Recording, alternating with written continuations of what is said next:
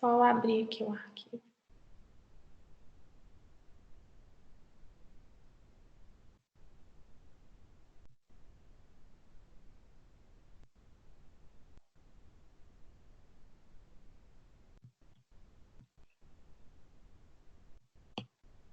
Pronto.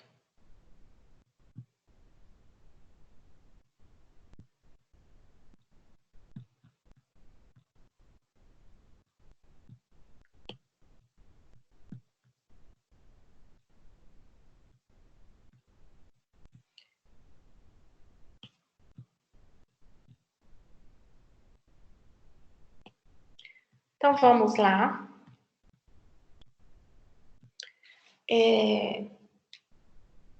O último assunto que a gente vai ver são esses sentidos especiais, que é a visão, a audição, a gustação, a olfação, tá? Então, nós vamos começar pela visão. Nós vamos ver a morfologia do olho e vamos ver como que essa função é possível, né? Como que as imagens são formadas e como que a gente tem a condução dessa imagem que é formada até o cérebro, para a nossa consciência e para a nossa interpretação. Bom, eu coloquei nesse primeiro slide aqui um resumo da organização do bulbo ocular. Olha só. Primeiro, a gente sempre ouve todo mundo chamar de globo ocular. Isso nunca chamou na nomenclatura brasileira, nas nomenclaturas dos países que usam língua inglesa, a tradução literal para o português é globo ocular.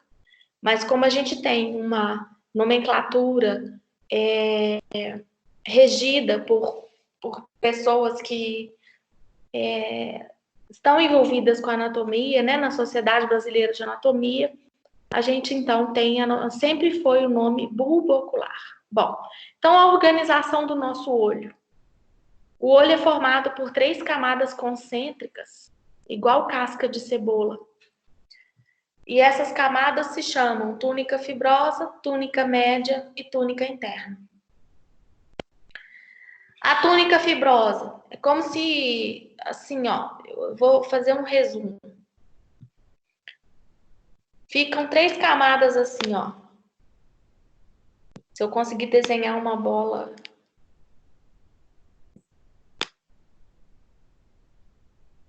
Ops. Tá? São 3 camadas concêntricas. A de fora é a fibrosa. A de fora é a fibrosa. A do meio é a túnica média. E a interna chama túnica interna e é representada pela retina. Aí a gente vai fazer assim, ó. A túnica fibrosa, que é a mais externa, ela é dividida em 2. Uma parte dela chama córnea e o resto chama esclera. E assim sucessivamente. A túnica do meio é dividida em 3. Uma parte chama íris, imediatamente atrás é corpo ciliar, dos 2 lados, e por último, a coroide. Então, isso aqui é só um resumo para a gente ver o que é que nós vamos estudar em relação à organização do olho. Então, olha só, tá aqui o bulbo ocular. E nós vamos ver primeiro a túnica fibrosa.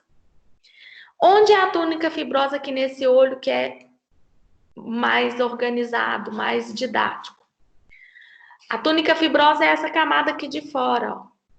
Branca e rosa aqui, ó. Essa camada aqui toda rosa e que aqui na frente é branco. Essa é a camada de fora do olho que chama túnica fibrosa. E são justamente essas partes, branca e rosa, que a gente separa em córnea e esclera. Então, nós vamos começar com a córnea. A córnea é esta parte aqui, ó. Ela é transparente e ela faz parte da túnica externa do olho. E eu quero chamar a atenção e nós vamos ver que essa camada externa, a túnica fibrosa, é desprovida de vasos sanguíneos. A túnica fibrosa não tem sangue. tá? É uma das 3 estruturas do corpo da gente que são avasculares. Então, a córnea e todo o restante. Tirou a parte branca, todo o restante rosa da camada de fora, ó, todo o restante chama-se esclera. Por que eles coloriram aqui de rosa? Porque não dava para colorir de branco. Primeiro porque o branco vai ter que significar, né, figurar a parte transparente. Porque a esclera é branca mesmo, reparem. Nesse olho, eu tenho uma parte aqui transparente, ó, que a gente vê pelo brilhozinho. Esta é a córnea. E todo o restante, ó, o branco do olho é a esclera. Pronto. Definimos a túnica externa ou fibrosa do olho. E aí vem a túnica do meio, chamada de túnica vascular, ou túnica média. Onde é a túnica média aqui nesse meu olho? Repare. Eu tenho a camada externa rosa e a camada interna amarela, a do meio. Essa é a túnica vascular. Mas olha o que acontece com a túnica vascular quando a gente chega aqui na frente. Ela vira um triângulo e depois ela vira um filete. São justamente as 3 partes da túnica média. A íris, esse filete, é a íris. Logo atrás dela, esse triângulo gordinho, o corpo ciliar. E por último, todo o resto azulado aí, roxinho, é a coroide ou corióide. Então vamos falar da íris. Olha só, num close, eu vejo a íris, ó. É a parte que é colorida do nosso olho. Olha só. Através da córnea, que é transparente, a gente vê a íris. Estão vendo? E a gente vê, olha, 2 coisas. Primeiro que a íris é incompleta, ela tem um buraquinho. E outra coisa que a gente vê é que ela é cheia de músculo dentro, olha que legal. Olha nesse close. Eu tenho um músculo circular, justamente em volta desse buraquinho. Eu tenho um músculo circular. E eu tenho músculos radiais, olha aqui os filetes. Eu tenho músculos nesse sentido, ó. Ou seja, existem músculos para controlar o tamanho desse buraquinho. Esse buraquinho chama-se pupila. E olha lá, a pupila pode ter tamanhos diferentes. Tem músculo agindo no tamanho da pupila. Com que finalidade? Nós vamos ver aí para frente que o nosso olho é uma câmera fotográfica. Quando Leonardo da Vinci estudou o olho humano, ele no mesmo dia tirou foto de uma estátua no jardim da casa dele. Não existia máquina fotográfica, mas ele entendeu como o olho funciona e ele conseguiu construir uma réplica do nosso olho e tirou foto de uma estátua, como eu disse. Então, a pupila existe para controlar a quantidade de luz que vai entrar nesta cavidade que é escura. Ela é tão escura que pela abertura da íris a gente vê lá dentro um buraco negro. Olha lá, é um buraco bem escuro. O olho é uma cor escura. Patrícia, a exoftalmia, ela ataca esse músculo?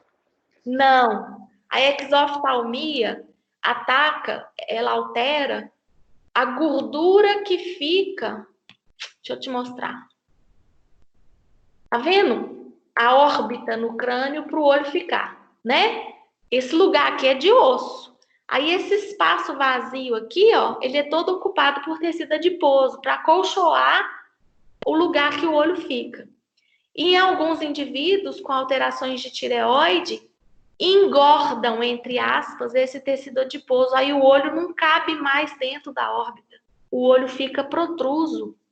Ele fica jogado para fora. Porque esse tecido adiposo aqui dentro engorda. Tá? Exoftalmia, Ah, sim. com aquele olho grande, Tem esbugalhado. cirurgia pra isso? Não, então, assim que controla os hormônios da tireoide, que o que dá exoftalmia é alteração hormonal. Quando controla os hormônios, esse lugar emagrece de novo e o olho volta para o lugar. Ah, sim, entendi, obrigado. Nada. Então, gente, olha que legal. O nosso olho é automático. Ele controla a quantidade de luz que vai entrar dentro dessa câmara para não prejudicar a formação da imagem. Então, olha só, isso aqui é uma pupila com quantidade de luz normal no ambiente. Essa aqui é uma pupila no escuro. Ela abre o máximo para ficar tentando enxergar. E essa aqui é uma pupila na praia, meio-dia, sem óculos. Ela fica o menor que ela consegue. Vocês já devem ter reparado que quando um socorrista chega, por exemplo, uma pessoa cai de moto, está lá esticada no asfalto, e o socorrista chega com uma lanterninha e ele liga a lanterna no olho da pessoa. Olha que interessante. É isso aqui que ele quer ver. Ele quer ver se a pessoa tem resposta pupilar, que é automática. Essa resposta para o socorrista vai mostrar se o estado do sistema nervoso dele está alterado ou não. Se a pessoa responder, ligou a lanterna, ela faz assim, ó, a pupila fica pequenininha, ela está bem neurologicamente. Mas se ele ligar a lanterna e a pupila estiver assim ou assim, é sinal de que há ausência de reflexo, portanto, há um comprometimento do sistema nervoso. Bom, vamos seguir. Identificada a íris, então, que é esse filetinho, logo atrás dela tem o corpo ciliar, que é essa parte gordinha, o corpo ciliar. Em close, a gente vê o corpo ciliar, ó, esse triângulo. E a gente vê também que ele é cheio de músculos dentro. E esse corpo ciliar, ele é responsável por dar foco nas imagens que a gente enxerga. Se a gente estiver lendo um livro de pertinho, com letra pequenininha, e a gente está enxergando direitinho as letras, se alguém te chamar lá na esquina, na hora você bate o olho na esquina e você dá foco na pessoa também. Não precisa de tempo, é automático. E quem dá esse foco é essa musculatura.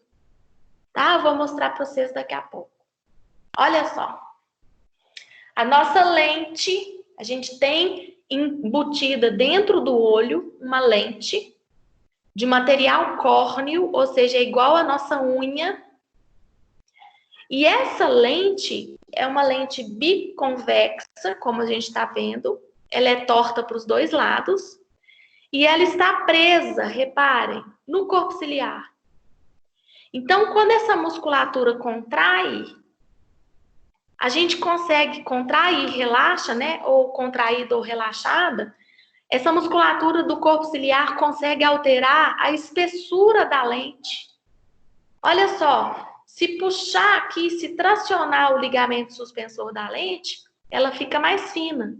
E se o ligamento suspensor da lente relaxar, ela fica mais grossa. É assim que existe o controle de foco para objetos que estão próximos e objetos que estão distantes. O olho é automático, ele dá foco automático. Quando a gente fala que a pessoa está com vista cansada, é essa musculatura que está cansada. Na presbiopia, que é uma patologia que é típica com a idade, né? De tanta pessoa ficar enxergando e dando foco, esses músculos cansam e não conseguem dar foco mais com eficiência. Se a gente fizer um corte, pois não? Tira uma dúvida, é esse músculo que tem a ver com catarata? Não. A catarata é quando a lente, que é transparente, passa a ficar opaca. Gradativamente ela é opaca. Eu confundi essa Vai lente. entender. Hã? Essa lente ou outra? Essa lente, a nossa lente natural. Deixa eu mostrar uma coisa para vocês, então, já de antemão. Nós já vamos adiantar. Olha só. qual é o problema? A câmera fotográfica que vocês conhecem já é a digital. Mas antes, a gente tinha essa câmera antiga, sabe? Do lambe-lambe, aquele homem que... Eu podia até ter colocado, agora que eu pensei. Aquele homem que entrava atrás de uma caixa preta, tinha um pano cobrindo... Só um minuto, pessoal.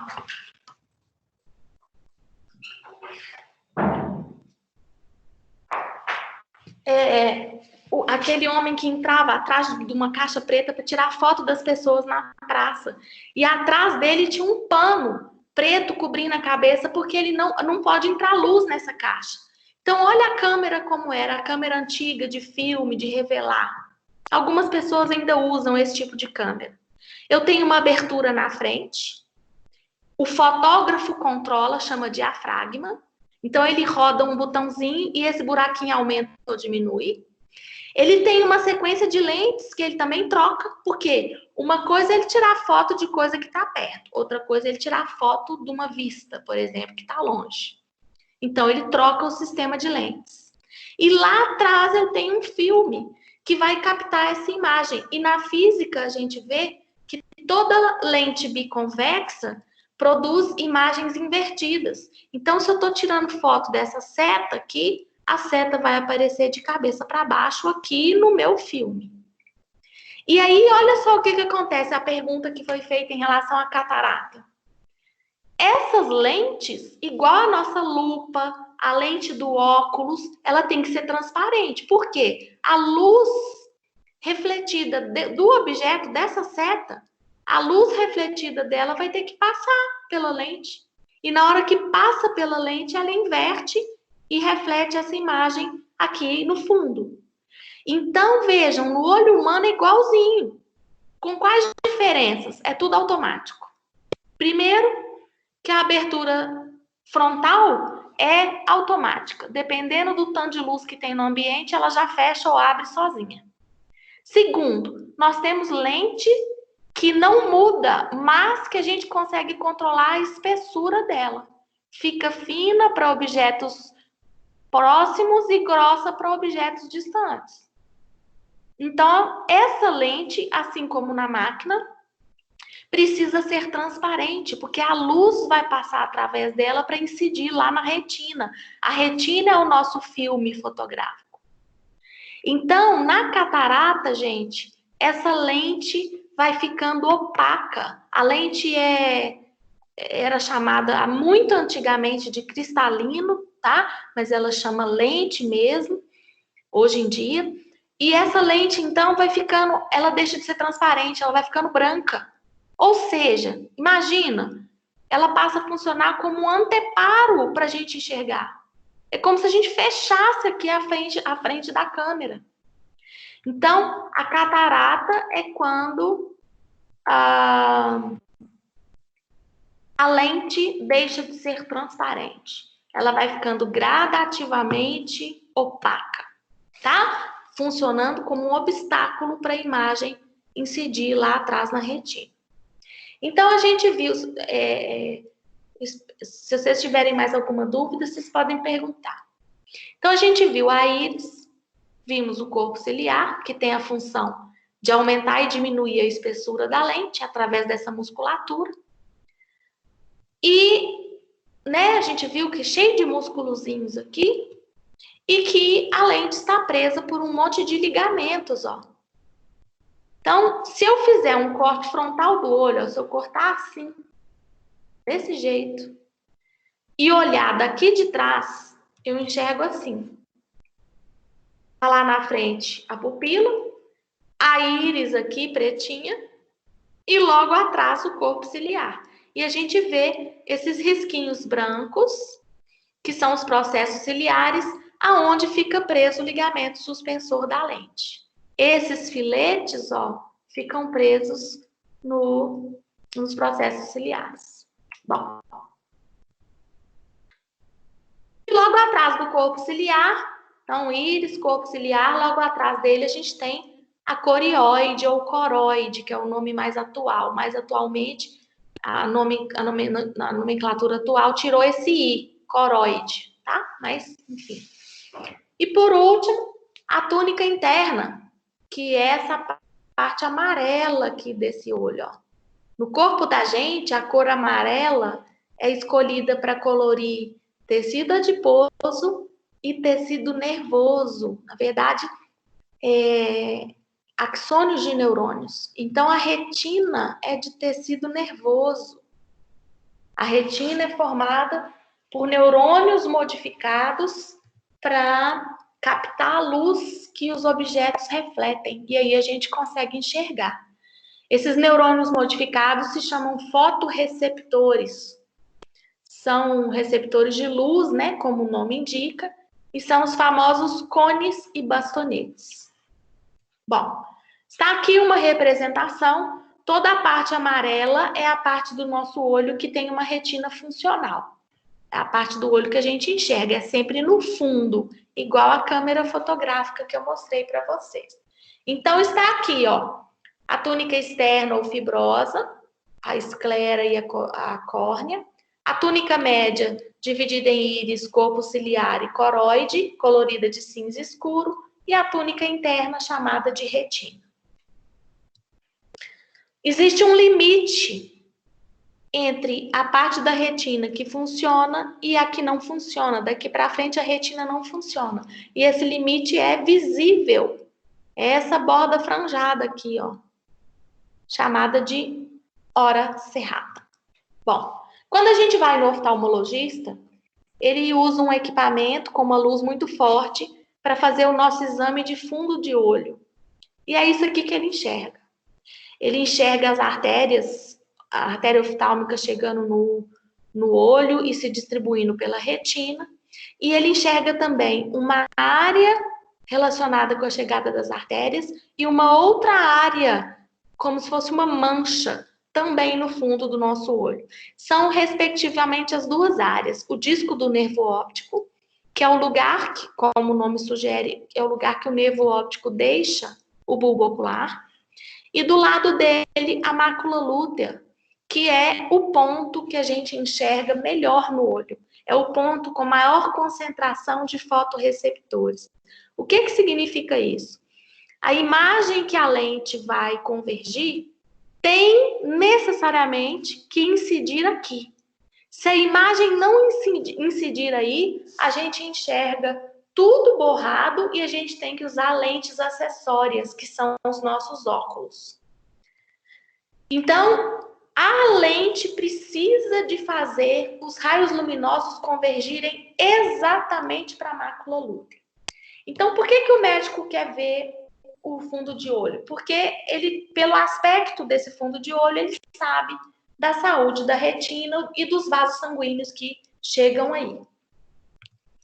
Bom, o olho, assim como a câmera fotográfica, é uma bola oca.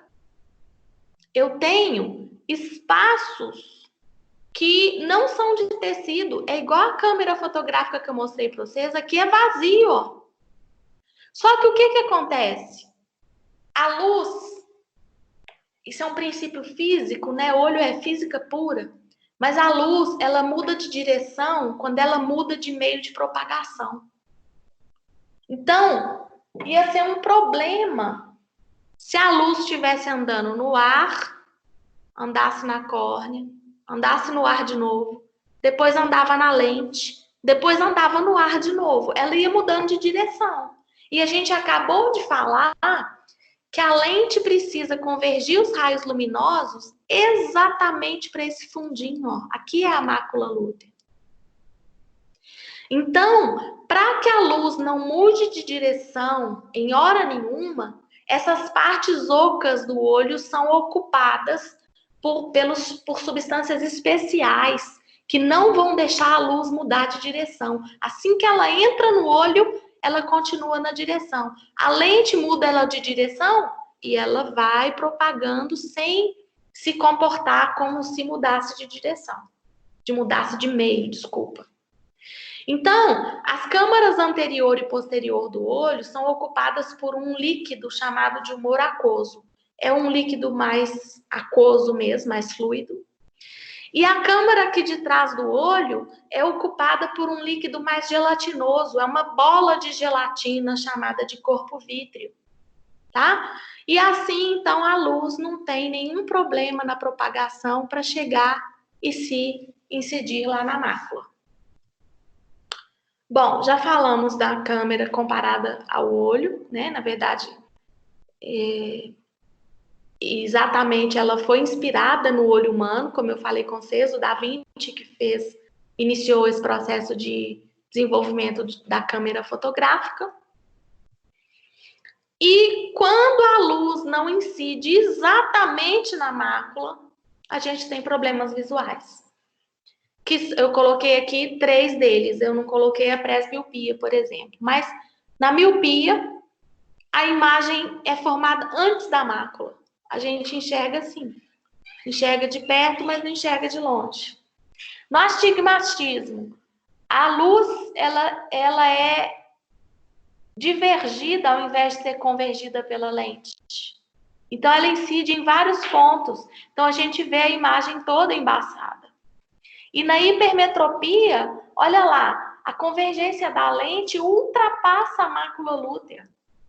Então, também a gente não enxerga. A gente enxerga bem de longe, mas de perto a gente não tem a eficiência da lente para incidir na mácula. Então, todas as situações de alteração onde a imagem não foi incidir exatamente na mácula, a gente tem que usar lentes acessórias para a gente enxergar com nitidez.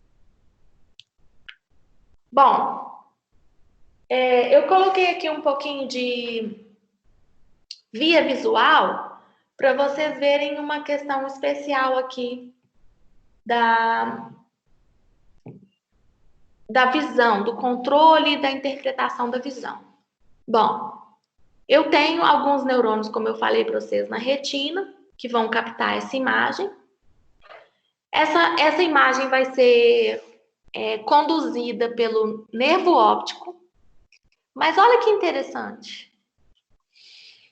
Toda a imagem captada pela retina de um olho, ela não chega no cérebro do mesmo lado daquele olho, não. Reparem, metade do campo visual vem para o mesmo lado, que a gente coloriu aqui de azul, e a outra metade chega no lado oposto. Então, um olho, a imagem captada por um olho chega nos 2 hemisférios cerebrais, na área cortical primária, que é lá no lobo occipital. Então, no plano mediano, eu tenho o quiasma óptico, que é o ponto de cruzamento de algumas fibras do nervo óptico. Olha aqui, tá aqui o nervo óptico direito, né? Nós estamos olhando o encéfalo visto de baixo. Esse é o olho direito, esse é o esquerdo. Então, tá aqui o nervo óptico direito, mas olha, uma parte dele continua do mesmo lado, só uma outra parte que cruza para o lado oposto e chega no hemisfério do lado oposto, tá? Essa é uma via que tem alguns núcleos no caminho. Eu tenho o corpo geniculado lateral e o colículo superior, que também é um núcleo da visão. Então, eu tenho esses 2 núcleos. E a área cortical primária é uma área em torno do sulco calcarino, lá no lobo occipital. Então, o primeiro lugar que o cérebro recebe essa imagem é aqui atrás, lá no lobo occipital. E aí, falta a gente ver os elementos de proteção desse olho. Nós vamos ver as pálpebras, os supercílios, os cílios e a conjuntiva nos desenhos seguintes. Então, ó, o que é a pálpebra? Essa prega cutânea com um tarso fibroso no meio, olha, bem resistente. Por quê?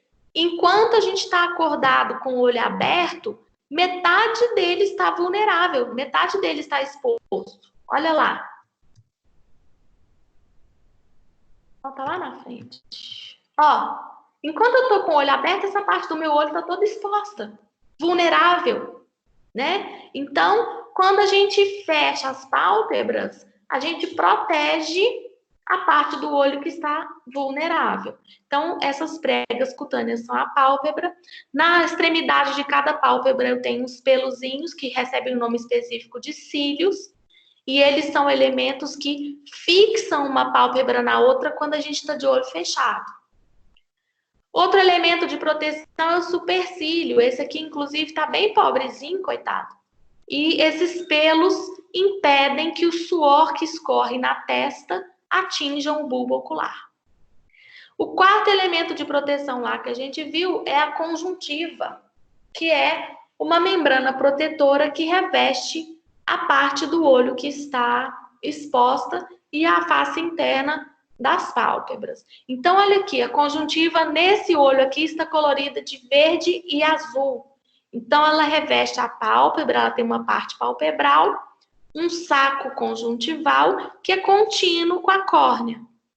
E aí, o resto da conjuntiva.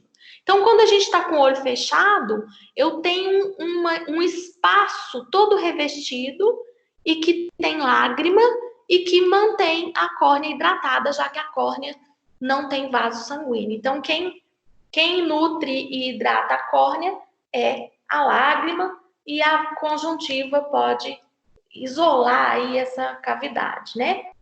A conjuntivite é uma infecção dessa membrana e ela sempre está associada a deficiência, quantidade insuficiente de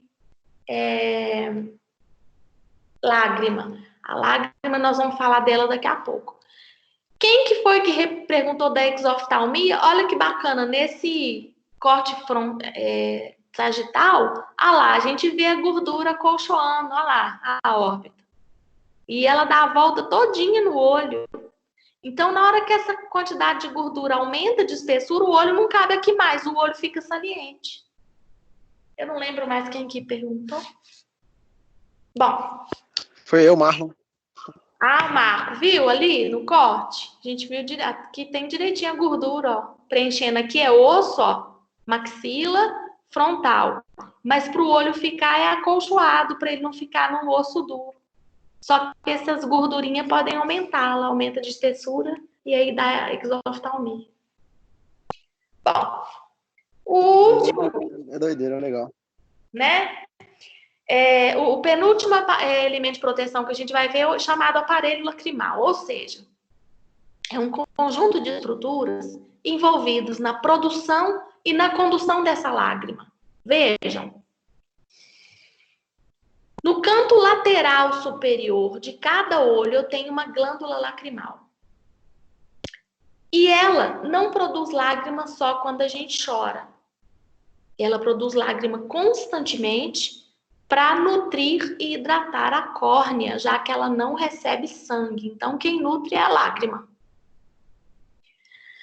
E aí, como essa produção é constante, eu tenho que ter uns caninhos, ó, um mecanismo de ladrão para drenar essa lágrima.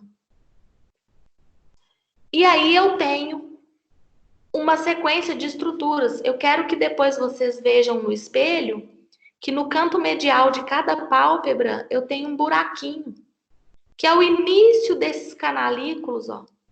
O buraquinho na pálpebra chama ponto lacrimal, e eles dão início a canalículos lacrimais, um inferior e um superior. Cada canalículo desse desemboca num tubo de fundo cego, chamado de saco lacrimal. E o saco lacrimal é continuado pelo duto nasolacrimal, que desemboca lá no nariz, ou seja, a lágrima é drenada para o nariz constantemente. Por isso que quando a gente chora, além de escorrer lágrima pelo rosto, que esses caninhos não dão conta de tanta lágrima, a gente fica com o nariz muito molhado, né? Então, a glândula lacrimal também está ligada nos nossos centros das emoções. Então, o volume produzido da lágrima aumenta quando a gente chora.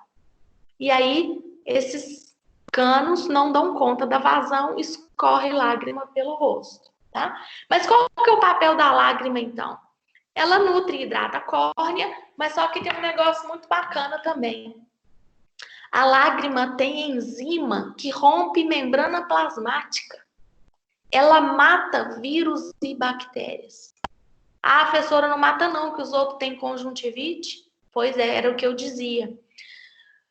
Só há chance de infecção aqui do saco conjuntival, ou, claro, quando você encosta a mão num olho que está contaminado, encosta a mão no seu.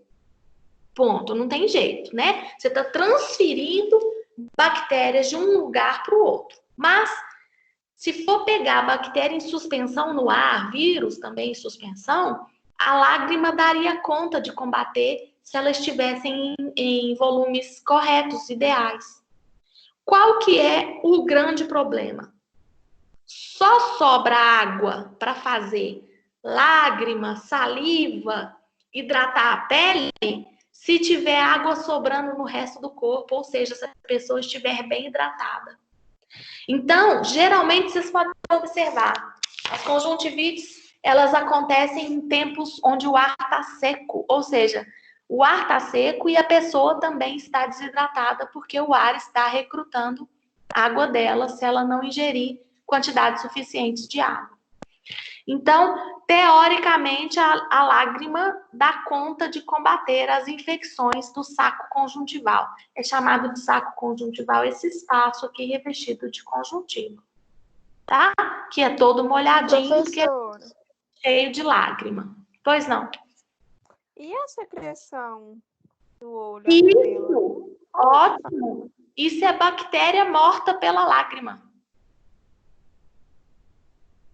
A secreção, por exemplo, de manhã, quando acorda, que passou muito tempo com o olho fechado, a secreção encontrada, geralmente nas beiradas das pálpebras, é micro-organismo morto pela lágrima.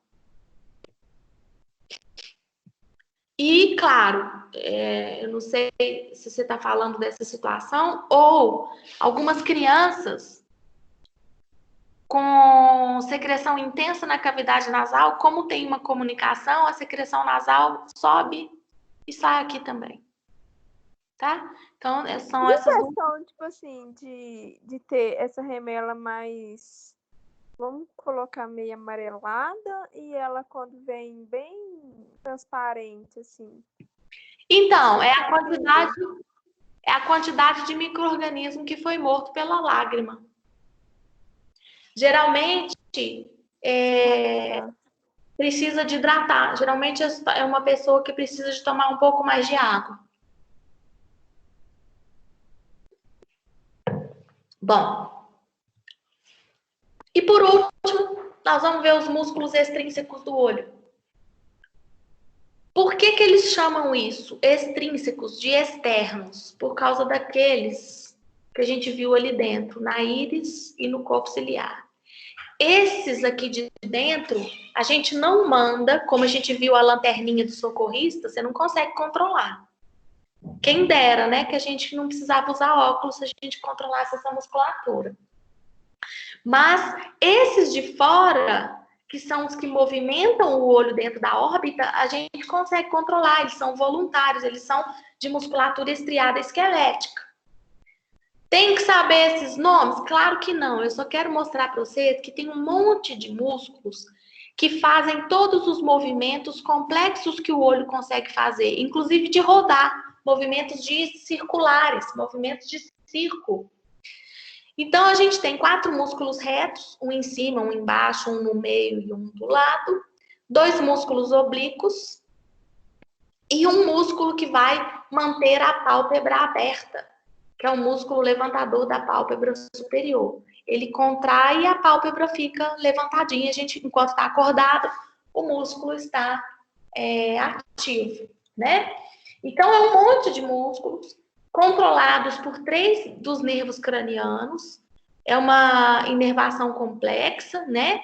Eu tenho um nervo, o 4º inervando o oblíquo superior, o 6º inervando o reto lateral e todos os demais inervados pelo 3º par, que é o nervo oculomotor.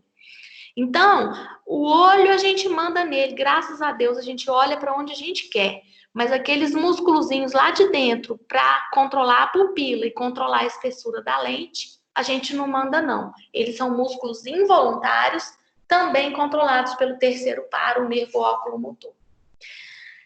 Essa aqui é uma outra vista desses mesmos músculos. Aqui eu estou olhando o olho direito de frente e aqui eu estou olhando o olho direito também, só que de cima. O que que a gente fez? Nós tiramos essa parte aqui, ó, do osso frontal. Nós tiramos o teto da órbita. E aí eu consigo ver o olho, ó. Os mesmos músculos. Os retos, o oblíquo e aqui o coto do levantador da pálpebra superior. Enfim, esses músculos todos mexem o olho para a gente poder fixar os olhos no mesmo objeto, tá?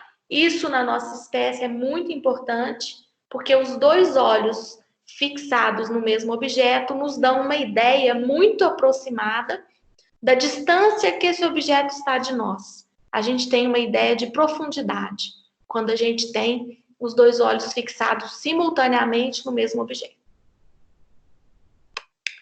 Então, como eu falei com vocês, o terceiro, o quarto e o sexto pares cranianos inervam essa musculatura para a gente conseguir mexer o olho dentro da órbita.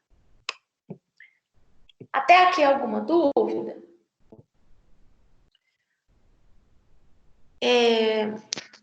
Acho que não. Ótimo. A gente tem mais um horário e eu acho que vai ser produtivo, já que tem quase 50 minutos que eu estou falando, vai ser produtivo a gente dar uma paradinha de uns 10 minutos e voltarmos para a gente ver mais um pouco da... Professora, Pois não? você vai falar sobre mais patologias também ou só aquela parte de miopia e tal? Vamos, a gente vai falar na semana que vem, que é a nossa última aula, a gente vai falar dessas doenças. Ah, então tá. Era só para saber. Você tem alguma dúvida específica? Não, era só curiosidade que a gente não viu ainda, né? Aí eu ia perguntar, mas como vai ter depois, então, se eu tiver dúvida na aula que você explicar, eu tiro. Combinado. Beleza. Então tá, pessoal. Então daqui 10 minutos a gente volta para a gente continuar vendo, acho que agora é a orelha. Ok? Podem continuar na reunião.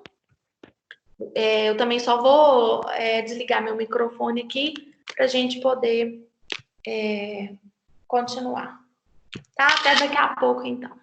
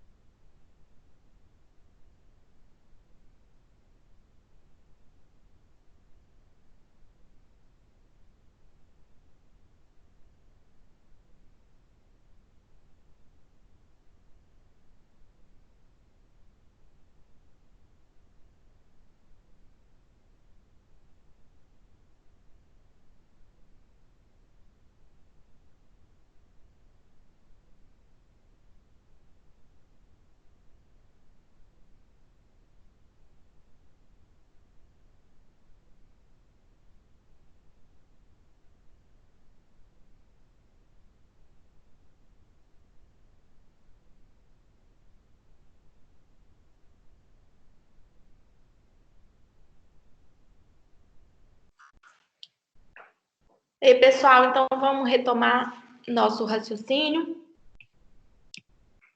Nós vamos estudar o chamado órgão vestíbulo coclear. Isso é um nome complicado para equilíbrio e audição. O prefixo vestibular, ele se refere ao equilíbrio do corpo. Na verdade, a percepção da posição da cabeça no espaço. E o prefixo, né, a parte coclear da palavra é de audição. Então, a gente tem um órgão que no mesmo conjunto de estruturas, a gente tem informações de equilíbrio e temos informações de som. Nós vamos entender essa questão aí. Da mesma forma que eu fiz com o olho, eu fiz com o órgão vestíbulo coclear. Num slide só, tá aqui o assunto inteiro. Igual a gente fez com o olho, num slide, a organização do olho inteiro, aqui tá a organização do órgão vestíbulo coclear inteiro. Então, o órgão vestíbulo coclear é dividido em 3 orelhas. Atualmente, não chama ouvido mais. Atualmente tem uns 15, 16 anos, que chama orelha, as divisões do órgão vestíbulo coclear. Então, eu tenho a orelha externa, a orelha média e a orelha interna. Na orelha externa, isso tudo nós vamos ver com calma, mas é só uma visão geral, um resumo. Na orelha externa, eu tenho o pavilhão auditivo, que é o que a gente chama vulgarmente de orelha, é o nosso pavilhão, e o meato acústico externo. Na orelha média, também chamada de cavidade do tímpano, é onde ficam os menores ossinhos do nosso corpo, os famosos ossículos do ouvido, martelo, bigorna e estribo. E nós vamos ver que essa cavidade do tímpano não é fechada, ela está ligada na faringe e está ligada na orelha interna. Então, essas comunicações são muito importantes para nós. E a orelha interna, a última parte do órgão, é representada pelo labirinto exclusivamente. E o labirinto tem 3 partes. A cóclea, que é responsável pela audição, o vestíbulo e os canais semicirculares, que são responsáveis pelo equilíbrio. Então, nós vamos entender um pouquinho, né, do funcionamento deste órgão, que tem essas 2 funções no mesmo conjunto de estruturas. Bom, esse é o nosso pavilhão auditivo, então. Isso aqui nunca chamou orelha. O nosso pavilhão auditivo é como se fosse uma antena parabólica captando as ondas sonoras do ambiente. Isso aqui é uma representação de todo o órgão vestíbulo coclear. Ele está todo aqui. E nós vamos dividir ele justamente naquelas 3 partes, na orelha externa, na média e na interna. Então, só para a gente se situar, tá aqui o pavilhão, que a gente, né, conhece, sabe localizar onde ele está na cabeça.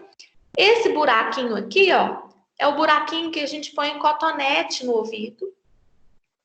E esse cano aqui, é que liga a orelha na garganta. Esse buraquinho a gente, deixa eu pensar, vimos no digestório como osteofaríngeo da tuba auditiva. Bom, acho que não. A gente vê isso no respiratório, que não tem nessa disciplina. E lá dentro a orelha interna, que a gente está vendo aqui por transparência. Então, vamos ver isso oficialmente. Nesse novo desenho aqui, está colorido de amarelo toda a orelha externa. A orelha média colorida de verde escuro. E lá dentro, por transparência, na porção petrosa do osso temporal, a orelha interna. Então, o que acontece? O som é captado pela nossa antena parabólica. Os outros animais conseguem mover a orelha também, a cabeça fica parada se precisar, e a orelha mexe em direção à fonte sonora. Na nossa espécie, a gente tem que mexer a cabeça toda, a orelha vai na direção da fonte que a gente quer escutar. E aí, então, o som é captado e ele propaga aqui, ó, no meato acústico externo. E bate na membrana do tímpano para esse som poder ser traduzido, porque essa onda sonora que propaga no ar, o nosso cérebro não consegue entender. O nosso cérebro só entende impulso elétrico. Então, esse troço vai ter que dar um jeito de virar impulso elétrico.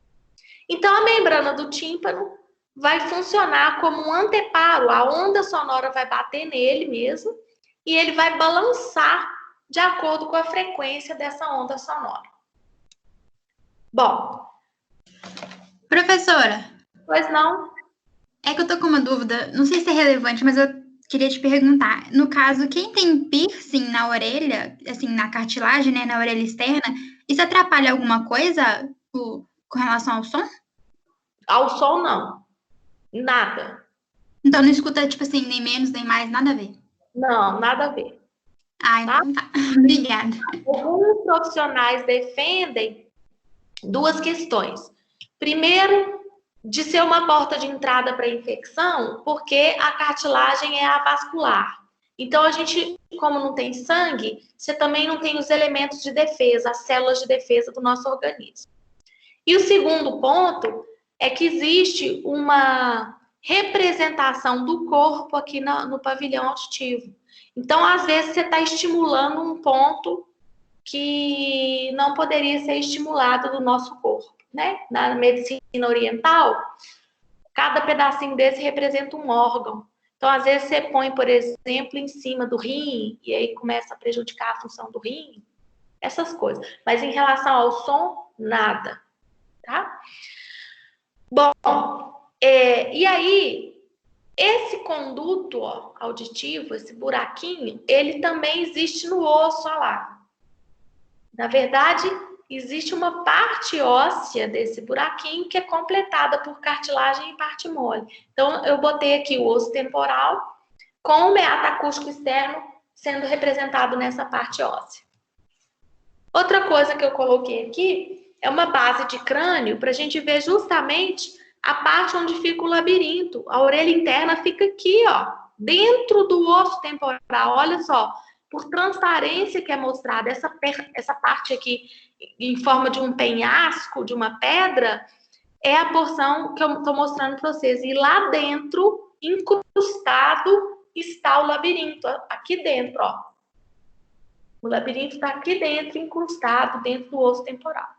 Bom, o som, então, a onda sonora vai bater no tímpano e esse tímpano vai balançar.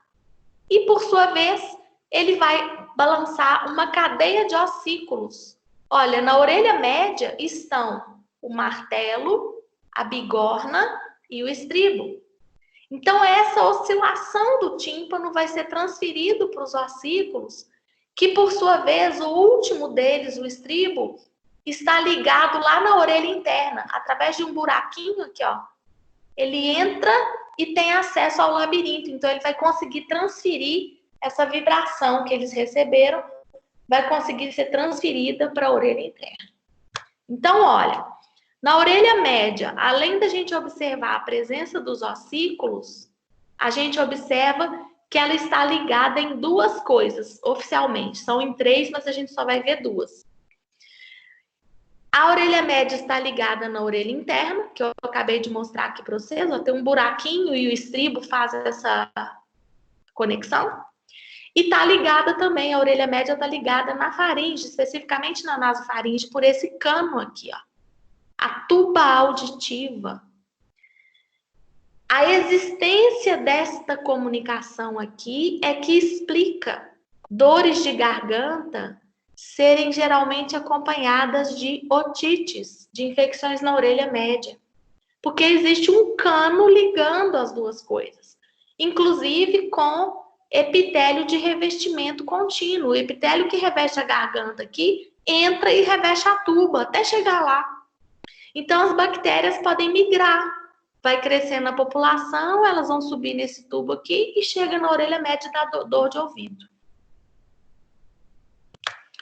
Olha lá, num corte sagital de cabeça, a gente vê esse buraquinho, ó. Esse buraquinho é esse buraquinho. Olha lá, chega lá na faringe, tá? Tá aqui a cavidade nasal, a boca, a faringe. Então, o osteofaríngeo da tuba auditiva é a desembocadura na faringe daquela tuba que comunica a orelha média com a faringe. Quando a gente observa essa volta aqui, o toro tubário, ele é da própria tuba. Ó. Quando a gente tira o epitélio de revestimento, a gente vê. Da garganta, ó, vai o caninho lá dentro na orelha média. Olha que bacana. Nessa vista superior do osso, a gente vê o pavilhão auditivo de cima, o meato acústico externo, e esse gordinho verde é a orelha média, onde estão os ossículos. E tá aqui, ó, a tuba auditiva, chegando lá embaixo na garganta, na faringe. Tá? Então, e dentro do osso, a orelha interna. Então, o som que foi captado no pavilhão vai ser conduzido pelo meato acústico externo e vai balançar o tímpano. Quando o tímpano balançar, esses ossículos vão balançar também e eles vão transferir essa vibração para o labirinto que está lá na orelha interna. Como que é transferida essa vibração? Justamente pela janela do vestíbulo, que é onde o estribo está relacionado. O estribo faz essa interface entre a orelha média e interna. Existe uma outra janela, que é acessória, chamada de janela da cóclea, que não nos interessa agora. Olha que bonitinho, gente.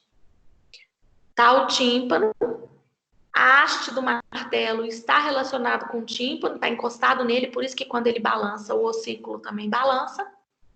E eles estão articulados entre si, na sequência, martelo, bigorna e estribo. E olha lá, a janela do vestíbulo, ó, oval, casa direitinho, ó, o estribo encaixa lá direitinho.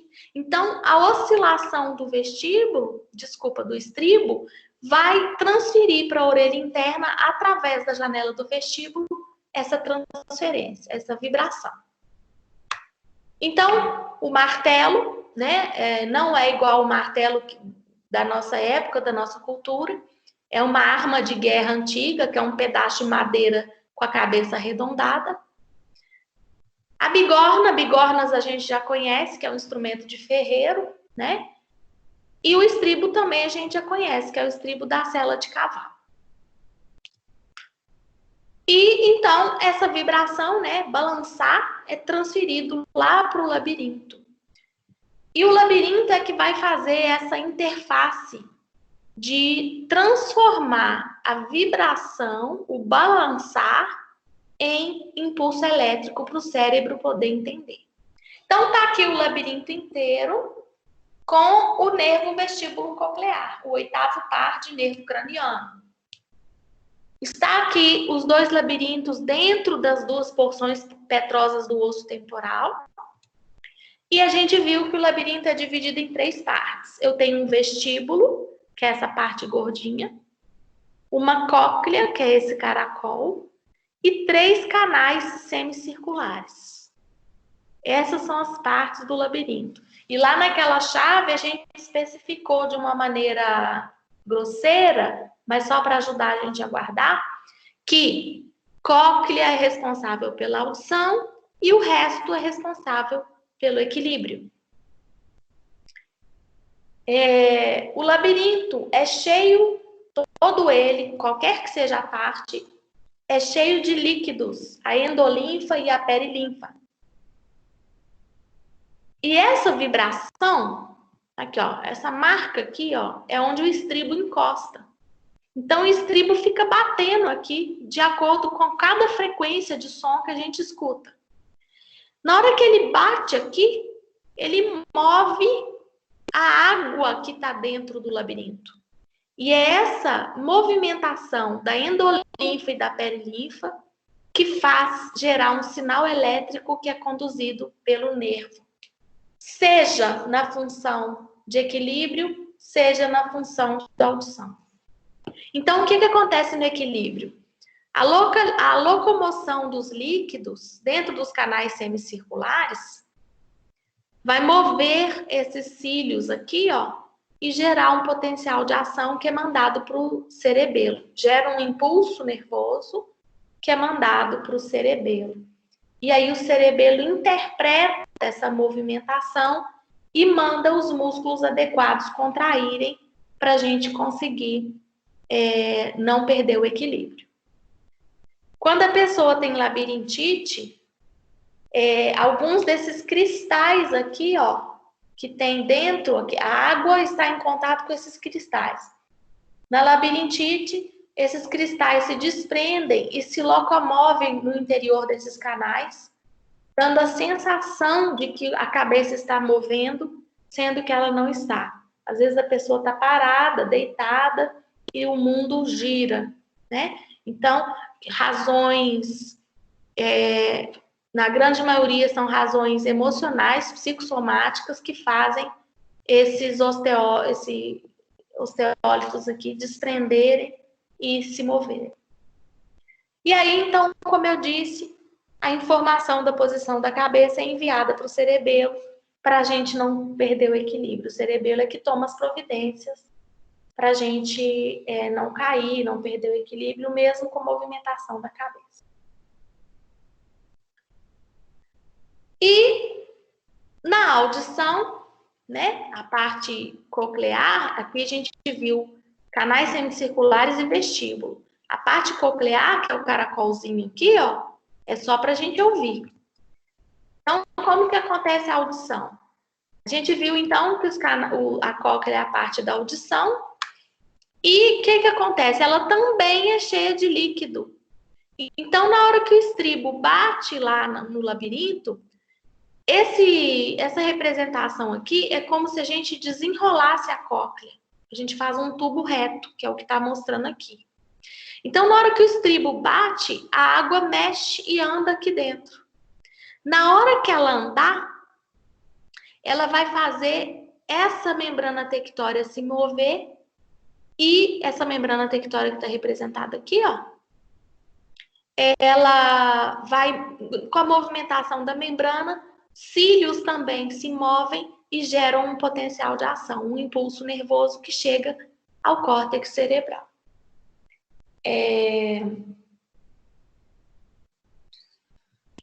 E aí, a via auditiva.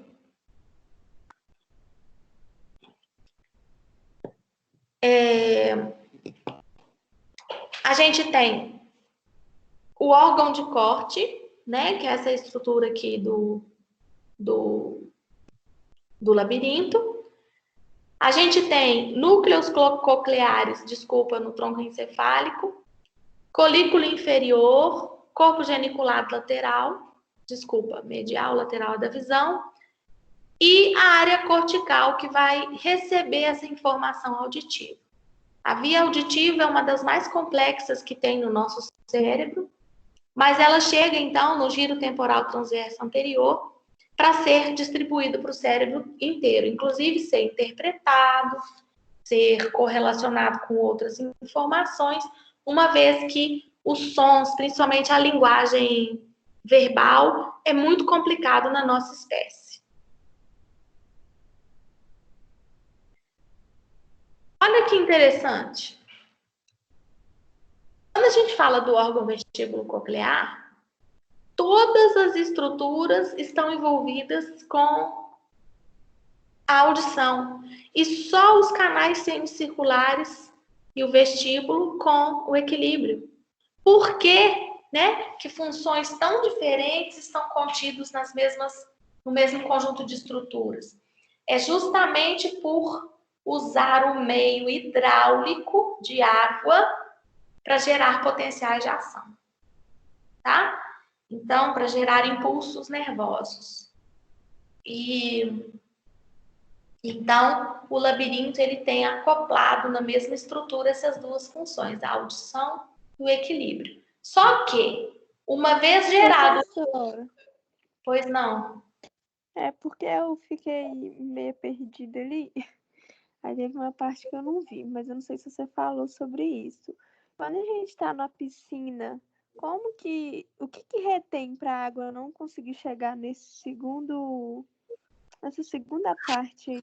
Aqui, na cavidade do tímpano, Isso. a Ela para membrana, antes. O que ela para acontece? aqui. A membrana do tímpano fecha completamente.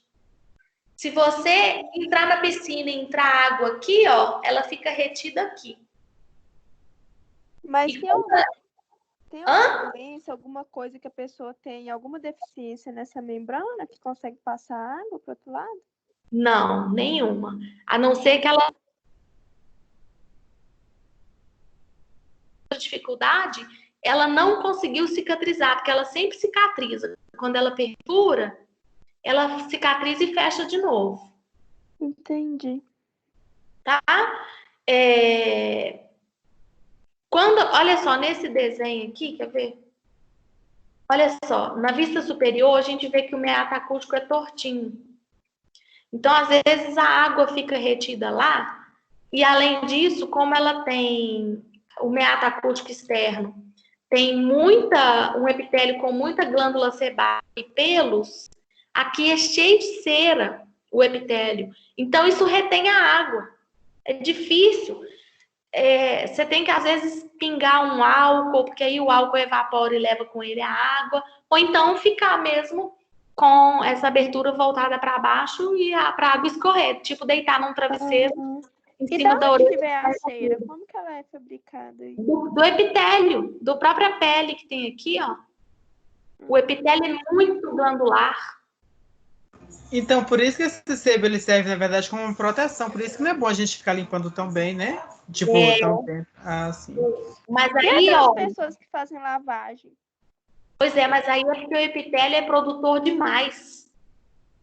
Repara, quando a gente limpa a orelha, o meato acústico, geralmente a gente limpa só até aqui, ó. Depois dessa curvinha, já começa a ter uma inervação que começa a incomodar. Se encostar aqui, já começa a doer, sabe? Então, a proteção, ela sempre vai ser mantida. Mas alguns indivíduos têm um epitélio com produção exagerada de cera. Então, fazem até bolos inteiros aqui e que, claro, vai interromper a passagem do som, né? A pessoa não consegue ouvir direito. Aí vai no médico e lava o meato acústico externo. E pode lavar justamente porque aqui é fechado. Então, como a água só chega até aqui, eles jogam água com pressão, né, com seringa, que aí ele não tem para onde ir, ela volta e lava aí o meato acústico externo. Mais alguma dúvida? Ainda não. Ótimo. Ô, Patrícia, Pois não? em relação à labirintite, é porque, tipo assim, ela é uma inflamação, né, que afeta tanto o ouvido interno quanto os nervos e tal, e com isso ela acaba afetando aquela parte do labirinto, certo? Sim, certo. E com isso ela de forma alguma ela afeta a audição? É só a base do equilíbrio mesmo? Então, algumas pessoas, justamente porque o equilíbrio se dá pela movimentação de água e audição também, algumas pessoas escutam um zumbido constante no ouvido quando está de labirintite. Aí fica escutando um barulhinho enjoado constante, baixo, mas muito diferente. E aí isso acaba incomodando. Mas, tipo, perda auditiva não tem, não. Ah, tá, porque é isso aí desse zumbido que você tá falando, eu já tive isso uma vez. Aí, só que no caso, era por excesso de cera no ouvido interno mesmo. Tipo assim, você não conseguia limpar porque realmente era muito pra dentro e tinha que fazer essa lavagem que você falou. Aham. Aí, com o tempo, esse zumbido foi parando, mas eu não sei, tipo assim, era só por causa da cera, eu acho que tava dando esse zumbido que atrapalhava tanto na audição e incomodava, tipo assim, 24 horas por dia. Aham. Aham. Pois é. Agora, a labirintite, que eu mostrei para vocês que aqueles cristais desprendem, tem fisioterapia para isso. Tem terapia de manobras da cabeça que eles voltam para o lugar, sabe?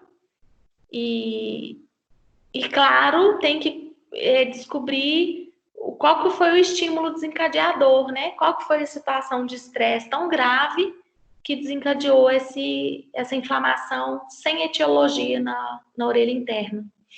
E foi até bom você falar isso, porque no órgão de corte, olha só, esses cíliozinhos aqui, que eles ficam sensíveis à movimentação dessa membrana, eles podem perder a motilidade. Por exemplo, em pessoas que ouvem som muito alto constantemente, com fone de ouvido, por exemplo. Então, uma vida inteira de fone de ouvido, ouvindo, né? Vocês já devem ter reparado que o celular, por exemplo, isso é lei, teve que ser incorporado, de que quando passa de uma certa altura, ele coloca um aviso. Olha, isso é prejudicial e tal. E aí, esse estímulo, então, constante de sons muito altos, né? Tem pessoas que trabalham em ambientes com poluição sonora e precisa usar protetor auricular, porque senão ele vai ficar surdo se ele não tiver a proteção devida. E é assim também na nossa orelha. Se a gente ouve som muito alto a vida inteira, né, durante um tempo, esses cílios não mexem mais, eles ficam duros. E aí o som tem que ser muito alto e algumas frequências a gente perde, algumas frequências mais delicadas, a gente também perde a capacidade de ouvir, né? Então tem aqueles exames, as audiometrias, que podem ser, a gente pode detectar que frequência que está prejudicada, que não está escutando mais, né? Hoje, para indivíduos que nascem sem ouvir, portanto, sem falar, porque a gente aprende a falar porque a gente ouve as pessoas falando conosco, a gente tem um implante coclear, que é introduzido justamente... Vê?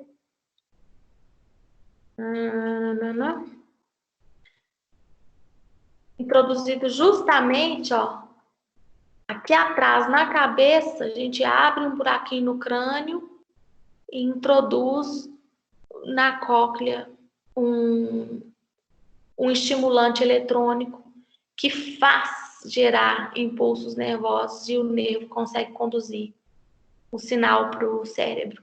E aí a pessoa começa a ouvir, né?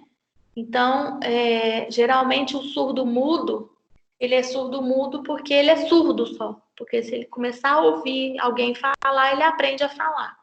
São raras as pessoas que têm lesões permanentes, centrais, para impedir de falar, né? Geralmente ela não fala porque ela não ouve. Mas lesões que impedem a audição tem, inclusive com malformações na própria gestação, né? Do aparelho inteiro, já que vocês puderam ver que ele é bastante delicado, né? Principalmente internamente. Né? As estruturas que estão envolvidas na tradução desse sinal de hidráulico para elétrico, essas estruturas são bem delicadas e complexas, né? Pessoal, nós vamos então parando por aqui. A gente vai continuar. Pior que eu acho que tem pouquinho. Deixa eu ver aqui, gente.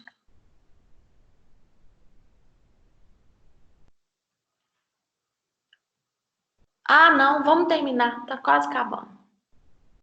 Que aí na semana que vem a gente já fica só com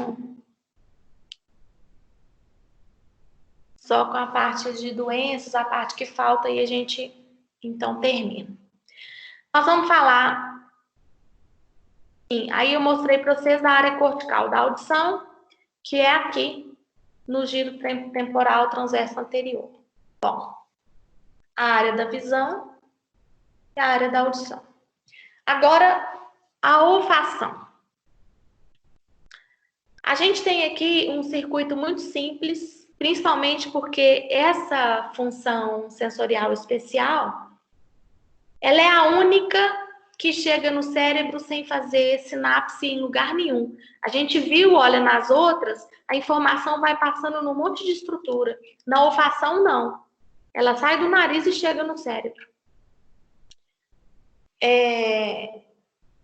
Então, é uma função que consegue desencadear um monte de respostas importantes, principalmente de comportamento do indivíduo. Tá? Então, os primeiros neurônios estão no bulbo olfatório com prolongamentos para a mucosa da cavidade nasal, para a parte olfatória.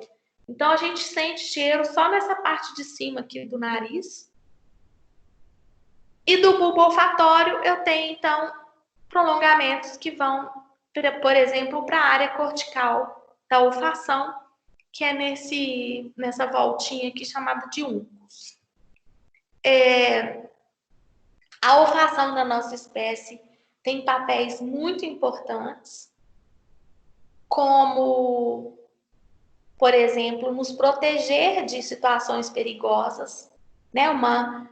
Um fogo, alguma coisa pegando fogo, o gás da cozinha escapando, né? Então, a gente consegue ficar alerta com alguns odores, consegue nos proteger, por exemplo, de ingerir comidas que estão alteradas, estão estragadas, por exemplo.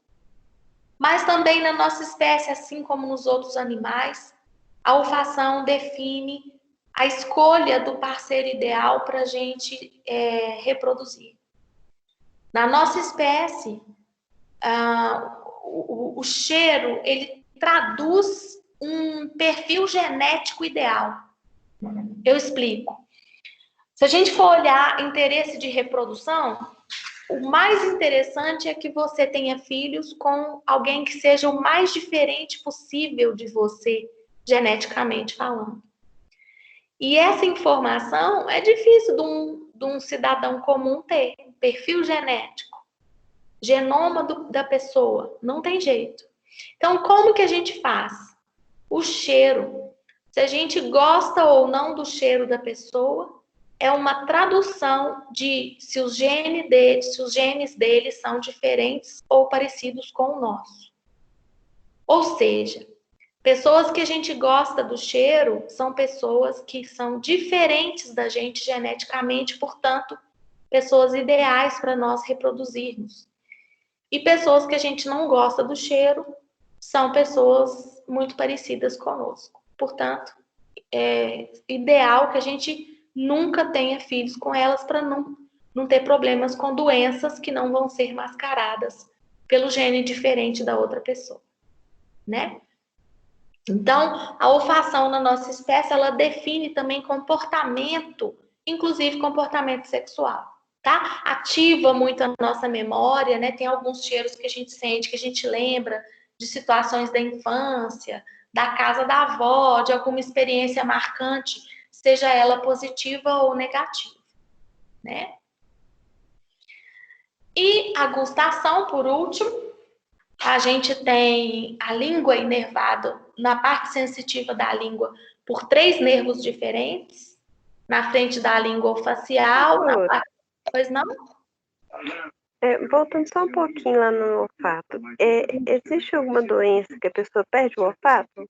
Existe. Alguns acidentes vasculares encefálicos podem perder o olfato e também lesão na mucosa nasal, por exemplo, em pacientes que usam muita cocaína. Sim, entendi. Tá? Então, se a pessoa tiver uma lesão corporal, num acidente vascular, ela não sente mais cheiro. E aí, consequentemente, ela não sente mais gosto, porque são 2 funções atreladas. E eu vou te falar, o mundo fica muito ruim. Porque, claro, é ruim a gente sentir cheiros ruins. Mas é muito bom a gente sentir cheiro bom. O cheiro de uma comida fresca, né? O cheiro de uma roupa limpa. Hã? Não tem cura isso, né? Se for uma lesão central, não. Eu também acho que periférica também não. Se for uma lesão de mucosa, de nervo, eu também acho que não tem, não. Então tá certo. Obrigada. Nada. E a gustação, então? A gente, então, tem a língua sendo inervada por 3 nervos. A gente tem o nervo facial, o nervo glossofaríngeo, aqui na parte de trás, e mais atrás ainda, inclusive na epiglote, o nervo vago. Então, a gustação, nós temos envolvido esses 3 nervos, com a língua como um todo, né? E aí, essa informação da papila gustativa, né, os corpúsculos que estão nas papilas gustativas vão transformar essa partícula do sabor que está nos alimentos, no que está na boca da gente, essa partícula, essa substância microscópica ativa terminações nervosas que vai fazer isso gerar um impulso nervoso. Gerado o impulso nervoso, então, essa informação vai propagar, vai chegar nos núcleos de cada nervo no tronco encefálico, vai chegar no tálamo e vai chegar na área cortical da gustação, que é na ínsula. Esse desenho aqui é um desenho de um livro que eu tenho que não tinha descoberto ainda essa questão, essa informação é muito nova. A gustação é nessa parte cortical aqui, que é da ínsula, tá? A gente achava mesmo que era aqui na superfície, na área 43 de Brodmann, mas a gente viu que era um pouco mais profundo. Nos exames de imagem, a gente achava que é na direção, a gente achava que era aqui na superfície, mas é aqui no fundo, nesse lugar chamado de ínsula, tá? Então, o gosto, ele está associado nos mecanismos de prazer da gente, por exemplo, no prazer da alimentação, né, da bebida, de tomar os líquidos que têm gosto, e, portanto, associado, muito atrelado aos comportamentos de saciação da fome, da sede, né, que são mecanismos complexos e que envolvem não só aspectos nutricionais, mas, como eu disse, também suprimento de comportamentos de recompensa, de prazer que a gente sente em comer e beber, ingerir, né, alimentos e líquidos, tá? Essas funções são sensoriais especiais, a gustação, a olfação, a audição, a visão e o equilíbrio, tá? São as funções que a gente ficou faltando de ver. Então, eu vou...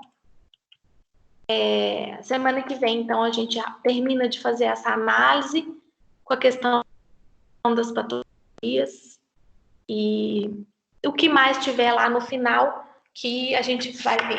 E eu quero, antes disso, lembrar vocês que a aula prática de hoje, eu fiz uma atividade para estimular que vocês tanto participassem, mas principalmente que vocês vissem o vídeo depois. Então, eu coloquei uma atividade na pós-aula que é como se fosse... eu até chamei de relatório, mas não é formal assim, não, tá?